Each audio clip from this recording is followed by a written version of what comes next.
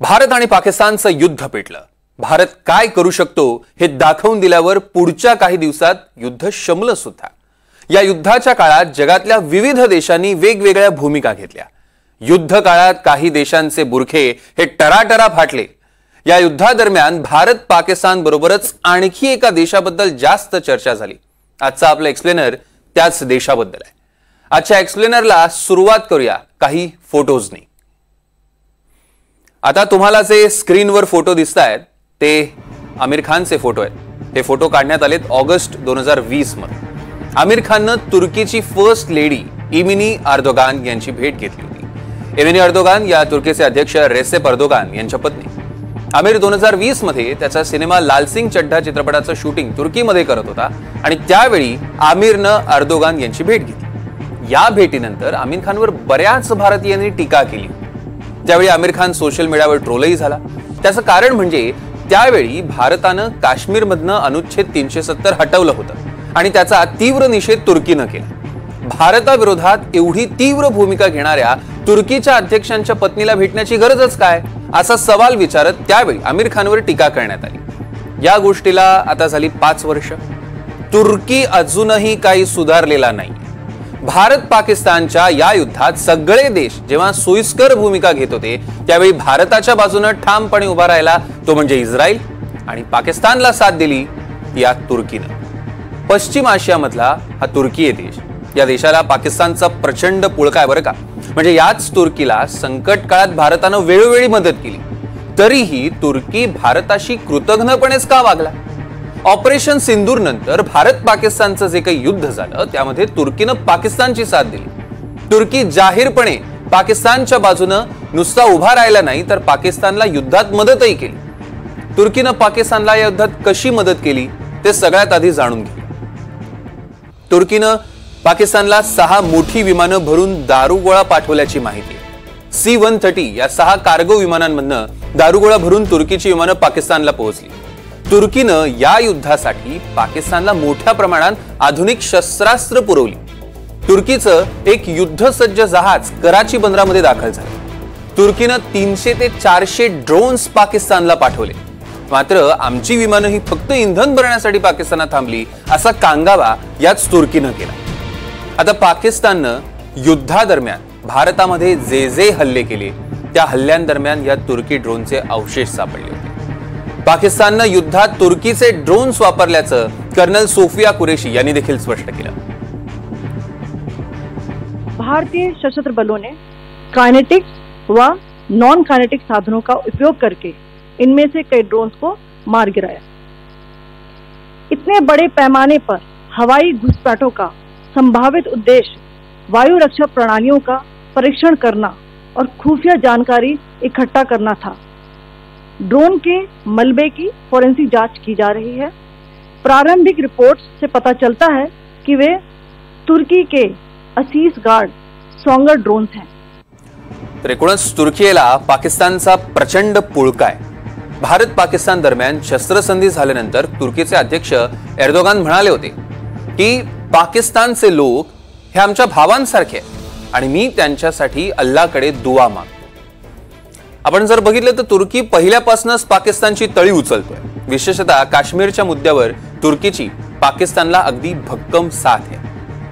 काश्मीरच्या मुद्द्यावर तुर्की पाकिस्तानच्या बाजूने आहे। एवढेच नव्हे तर तुर्कीनं संयुक्त राष्ट्र संघातही पाकिस्तानला काश्मीरच्या मुद्द्यावर पाठिंबा दिलाय। आता पाकिस्तानातनं होणाऱ्या दहशतवादी कारवायांनाही तुर्की मदत करतो। तुर्की पाकिस्तानला कायम शस्त्र पुरवतो। तुर्की आणि पाकिस्तान मिळून एकत्र युद्ध सराव करतात। पाकिस्तानातले बरेच कामगार तुर्कीमध्ये रोजगारासाठी सुद्धा जातात। आता पाकिस्तानला काश्मीरच्या मुद्द्यावर तुर्कीचं कायम मजबूत पाठिंबा राहिलाय। त्याचं कारण नेमकं काय ते देखील आता बघूया। तुर्की, पाकिस्तान आणि अझरबैजान या देशांची दोस्ती आहे। अझरबैजान आणि आर्मेनिया या देशांचं एकमेकांशी भांडण आहे। आता अझरबैजान आणि आर्मेनिया या देशांमधल्या सीमा भागातल्या काही भूप्रदेशावर दोन्ही देशांचा दावा आहे। पाकिस्तान आणि तुर्कीचं कायमच अझरबैजानला समर्थन राहिले। स्वतंत्र राष्ट्र म्हणून आर्मेनियाचं अस्तित्व नाकारणारा पाकिस्तान हा एकमेव देश आहे। तुर्कीचा एकदम जिगरी दोस्त असलेल्या अझरबैजानला पाकिस्तान आर्मेनिया विरोधात पाठिंबा देतो आणि मग त्याची परतफेड करण्यासाठी तुर्की पाकिस्तानला भारताविरोधात काश्मीरच्या मुद्द्यावर पाठिंबा देत आहे. इसवी सन 1200 आणि 1300च्या काळात ज्या अल्लाउद्दीन खिलजी, कुतुबुद्दीन ऐबक, मोहम्मद बिन तुघलक या सगळ्यांनी हिंदुस्थानावर राज्य केलं, दिल्ली सल्तनत काबीज केली, हे सगळे तुर्कीचे होते. हिंदुस्थानी लोकांचा अनन्वित छळ करणं आणि हिंदुस्थानवर अन्याय करणं ही तुर्कीची परंपरा फार त्या काळापासून सुरू झालेली आहे आणि त्यांचाच हा तुघलकी कारभार तुर्कीचे आजचे राज्यकर्ते पुढे चालवत आहेत.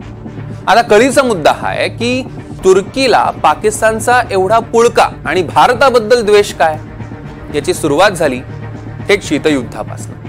म्हणजे 1945ला ज्यावेळी अमेरिका आणि रशिया या महासत्तांमध्ये शीतयुद्ध सुरू झालं त्यावेळी पाकिस्तान अमेरिकेच्या बाजूने होता, भारत रशियाच्या बाजूने. मग पुढे भारतानं अलिप्तवादी चळवळ स्वीकारली तर पाकिस्तान आणि तुर्की अमेरिकेच्या बाजूने कायम राहिली. तेव्हापासून या पाकिस्तान आणि तुर्कीची दोस्ती सुरू झाली. या दरम्यान पाकिस्तान आणि तुर्कीमध्ये संरक्षण संबंध दृढ झाले. पाकिस्तानी सैन्यातल्या उच्चाधिकाऱ्यांचे तुर्कीच्या सैन्यात चांगले आणि खास वैयक्तिक संबंध राहिलेले, त्यामुळे संरक्षण क्षेत्रात तुर्कीची पाकिस्तानला आजही मोठी मदत होते. दुसरा महत्वाचा मुद्दा म्हणजे पाकिस्तान आणि तुर्कीच्या धर्माच्या मुद्द्यावर जवळीक आहे. दोन्ही देशांची इस्लाम या विचारावर दोस्ती आहे.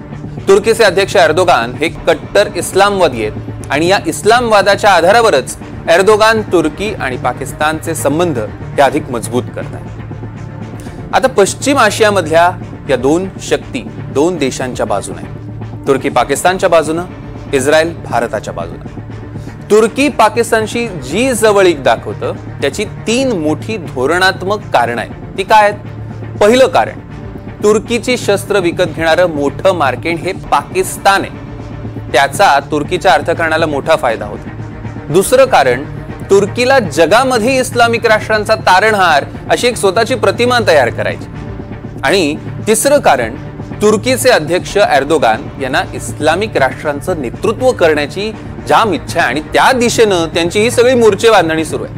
आता आपणच इस्लामिक राष्ट्रांचे कसे आधारस्तंभ आहोत आणि आपणच कसं इस्लामी राष्ट्रांचं नेतृत्व करू शकतो यासाठी तुर्कीचे बरेच वर्ष प्रयत्न सुरू आहेत. पण तुर्की आणि एर्दोगान यांच्या या मनसुबाला सुरुंग लावण्याचं काम करत आहे सौदी अरेबिया. इस्लामिक राष्ट्रांवर वर्चस्वाची ही लढाई नेमकी कशी सुरू आहे ती देखील बघूया. सौदी अरेबिया ज्या देशाचा इस्लामिक स्टेटसमध्ये दबदबा आहे त्या श्रीमंत अशा सौदी अरेबियामध्ये त्यांच्याकडे इस्लाममध्ये पवित्र मानल्या जाणाऱ्या मक्का मदिना ही स्थळ आहेत. तुर्कीकडे उस्मानिया साम्राज्याचा वारसा आहे. OIC म्हणजेच ऑर्गनायझेशन ऑफ इस्लामिक कोऑपरेशन नावाची इस्लामिक राष्ट्रांची संघटना आहे. या संघटनेत सौदी अरेबियाचंच वर्चस्व आहे. आता सौदी अरेबियाचं हे वर्चस्व मोडीत काढून इस्लामिक राष्ट्रांची नवी संघटना काढण्याचे तुर्की आणि एर्दोगान यांचे प्रयत्न सुरू आहेत. या नव्या संघटनेत तुर्की पाकिस्तानला कायमच आपलं मानाचं पान देतो, कारण इस्लामिक राष्ट्रांमध्ये पाकिस्तान हा एकच देश असा आहे ज्याच्याकडे अण्वस्त्र आहे. या नव्या संघटनेसाठी एर्दोगान यांनी 2019 मध्ये मलेशिया, इराण आणि पाकिस्तान समोर एक प्रस्ताव ठेवला होता. मात्र असलं काही करू नका आणि तुर्कस्तान बरोबर असली संघटना काढू नका असं सौदी अरेबियानं पाकिस्तानला ठणकावून सांगितलं. थोडक्यात सांगायचं झालं तर तुर्की बरोबर जाण्यासाठी पाकिस्तान फार उड्या मारायला लागला तर सौदी अरेबिया हळूच पाकिस्तानला चिमटा काढतं आणि तुर्कीचे मनसुबे धुळीला मिळवतं. पाकिस्तान ज्यावेळी आर्थिक डबघाईला आला त्यावेळी सौदी अरेबियानं पाकिस्तानला मदतीचा हात दिला आणि पाकिस्तानला खड्ड्यातून बाहेर काढलेला.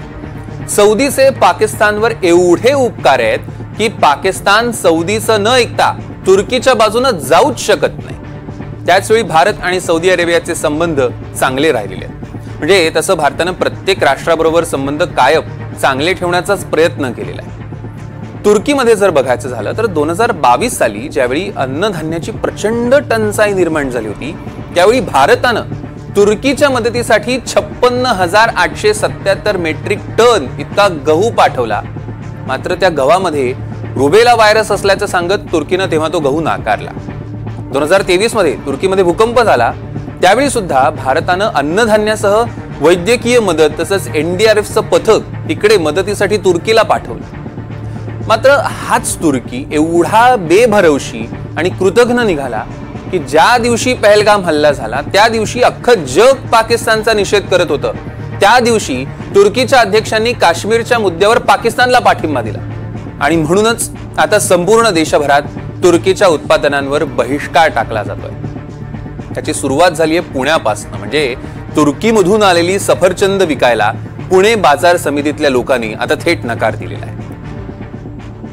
बायकॉट किया क्योंकि जो एक 5-6 दिन पहले से पाकिस्तान को उसने सपोर्ट किया. टर्की का अपना कुछ भी नहीं था. इंडिया का और टर्की का ऐसा कोई ये नहीं था. अपन इंडिया खाली टेररिज्म के खिलाफ था पाकिस्तान की तरफ, तो उसके लिए बीच में टर्की का आने का कोई मतलब नहीं था. तब भी उन्होंने टर्की ने सपोर्ट किया, उन्होंने ड्रोन दिए, ड्रोन अटैक हो गया. तो हम लोगों ने मतलब ये सोचा कि कुछ तो भी देशभक्ति के ऊपर कुछ तो भी करेंगे. और हमारा ग्राहक जो है रिटेलर ग्राहक, डेली इसके हमारे ऐसे 1000 बॉक्स पुणे मार्केट में बिकते हैं. तो 1000 बॉक्स का पहले फिर 800 हो गए, 700 हो गए, 600 हो गए. फिर हमने सोचा ये कैसे क्या हो गया. तो जो रिटेल कस्टमर है, जो छोटा कस्टमर है, उसने वही मतलब वो लोगों को बोल रहा है कि मेरे को टर्की का एप्पल नहीं चाहिए. तो हमने सोचा यार ये रिटेल कस्टमर बैन कर रहा है, बायकॉट कर रहा है, तो अपन भी करेंगे. एकदम सही लिया है. जो हमारे कस्टमर्स रहते थे उन्होंने अभी बायकॉट कर दिया. टर्की एप्पल को हमको खाना ही नहीं है. तो उसकी वजह से सेलिंग को भी काफ़ी फर्क पड़ा है. उन्होंने बोले अभी हमको इंडियन एप्पल लेना है आगे. तो काफ़ी सारे सपोर्टर्स हमारे टूट गए. जैसे टर्की एप्पल को पाकिस्तान सपोर्ट कर रहा है टर्की को, तो इसीलिए हम लोग उसके लिए बायकॉट ही होना चाहिए टर्की एप्पल. ऐसे हमारा भी कहने का मत है, हम सब असोसिएशन का वही मत है. तर अशा पद्धतीनं पाकिस्तानची साथ देणाऱ्या तुर्कीचा निषेध व्हायलाच हवा. जाता जाता तुर्कस्तान आणि भारताबद्दल एक महत्वाची माहिती. तुर्कीला दरवर्षी 2.5 ते 3 लाख भारतीय पर्यटक भेट देत आहेत. म्हणजे 2023 मध्ये 2,74,000 पर्यटकांनी तुर्कीला भेट दिली आणि 2024 मध्ये गेल्या वर्षी 3,30,000 पर्यटक तुर्कीमध्ये फिरायला गेले. आपण जेव्हा पर्यटनाला तुर्कीमध्ये जातो तेव्हा तिथल्या देशाच्या अर्थव्यवस्थेला आपण हातभार लावत असतो. याच संदर्भात उद्योजक हर्ष गोयंका यांनी एक महत्त्वाचं ट्विट केलंय. त्यांनी ट्विटमध्ये असं म्हटलंय की भारतीयांनी गेल्या वर्षी तुर्की आणि अझरबैजानला 4,000 कोटींपेक्षा जास्त मदत केली. पर्यटनाला गेल्यावर तिथल्या अर्थव्यवस्थेला मदत होते. आज हे दोन्ही देश पाकिस्तान बरोबर उभे आहेत. त्यामुळे या दोन देशांमध्ये फिरायला जाऊ नका आणि भारत आणि जगामध्ये इतर ठिकाणी पर्यटनाला जा. हर्ष गोयंका यांच्या सोबतच भारतातल्या बऱ्याच टुरिस्ट कंपन्यांनी आता चीन, तुर्की आणि अझरबैजानला जाणाऱ्या टूर्स स्थगित केलेल्या आहेत. भारताशी कृतज्ञपणे वागणाऱ्या आणि पाकिस्तानची साथ देणाऱ्या तुर्कीमध्ये एवढं काय पाहायचंय. म्हणजे जगात अनेक देश आहेत पाहण्यासारखे. तिथं जा, फिरा, मजा करा. पण पाकिस्तानला मदत करणाऱ्या राष्ट्राला आपण कुठल्याही परिस्थितीत मदत करायची नाही एवढं नक्की लक्षात ठेवा.